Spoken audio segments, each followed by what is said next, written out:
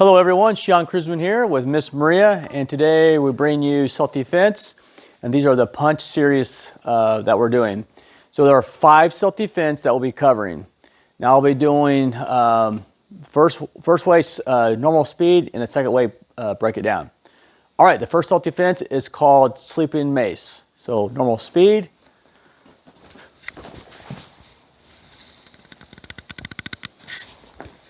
And the other option.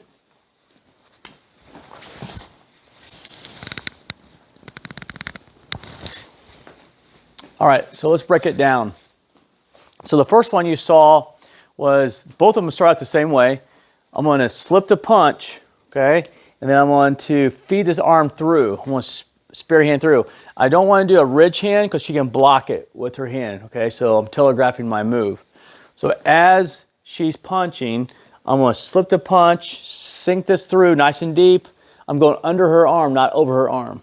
Because what I'm doing, I'm taking my forearm into the side of her neck, okay, blocking the carotids on both sides.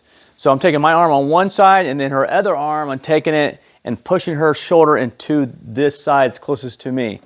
So as I come in, I'm going to step around. That's important. Make sure you step around. I'm going to pull this in. This is called a gable grip, okay? So when you're doing a gable grip, make sure it's this way, not interlock your fingers, or not this way. It's thumbless, okay? It's a very strong grip.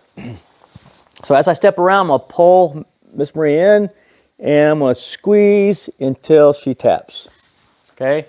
That's option number 1 with the gable grip. The other one is a triangle lock. So same way, as she punches, I'm going to sink this through, go around, and pull. Now this time, instead of going to gable grip, I go to my bicep, and then here I'm going to do like a knife hand. So I'm going to come down into her neck and pull in until she taps. Okay? I want to do the other side for both of them.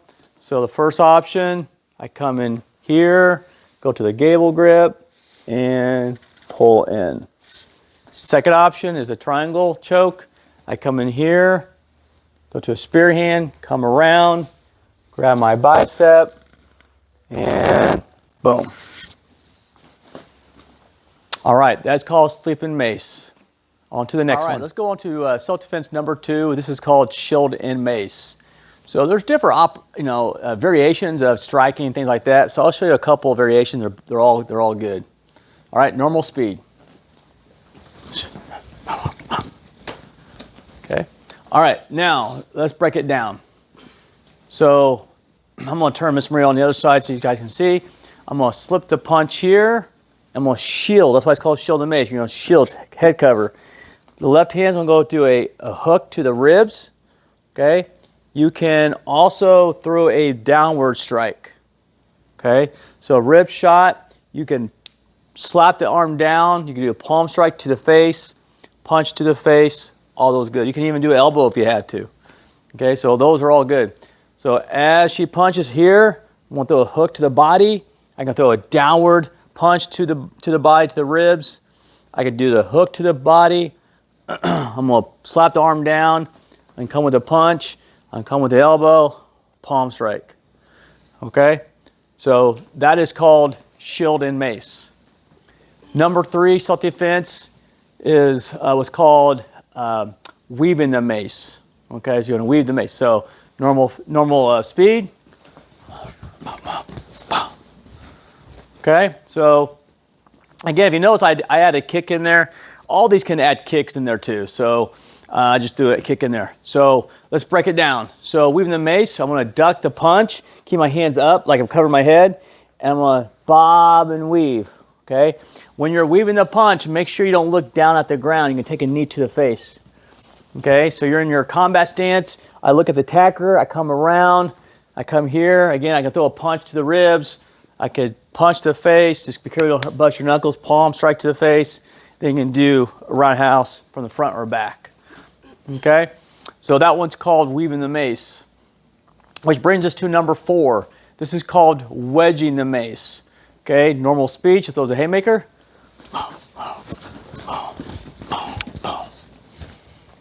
All right, let's break it down. So as she throws a haymaker, I'm gonna create a wedge here. I'm gonna shoot in, come in. I'm gonna strike the neck, come around, hook. I can throw knees in. I can throw elbows. I could do palm, okay? From a different angle. Throws a haymaker. I come in, strike the neck. I wanna go ahead and grab the arm, do like a C-clamp behind her elbow. So it holds it in, step it back, throw knees. I can throw elbows, palm.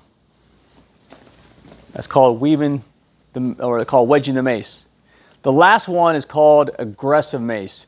This is when the attacker is coming at you with punches at you, okay? So a normal pace. Boom. I like to use in palms a lot when it comes to self-defense because it is safe. Dispersing a lot of energy with a palm. So it prevent from breaking your hand, things like that. Okay. All right. So I'll break it down here. So she throws a straight punch. I'm parrying. Now, of course, it could be multiple punches here, but we'll base it off of 2 punches. So it's 1, 2, throwing some strikes into the face. I can do a roundhouse kick. I can even do a push kick to kick him out of the way. Okay. So another angle. So 1, 2, different palm strikes. I can kick, throw a roundhouse kick, and then back away. Don't forget when you're doing these self-defense that you're always in your self-defense voice. Look at the attacker, have your hands up, and tell them, back off, leave me alone, don't want any trouble. And then of course, we all want to get home safe and, run home. All right, guys, that concludes our self-defense, our punch series of the maces. All right, thank you. I hope this helps. Take care.